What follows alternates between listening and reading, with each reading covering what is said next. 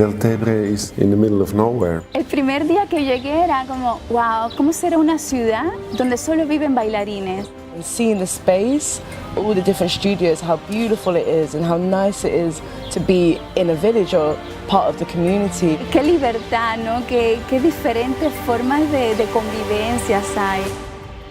Amazing how many people are here and how passionate they are. El intercambio cultural es el que realmente nos ayuda a entendernos un poco más el uno al otro. Son 2 semanas intensas con mucha información. Nowadays, there is a lot of dance, a lot of teachers, you can follow a lot of classes, so people are very focused to learn how to dance and to learn the tricks and the technique and the quality and to copy things.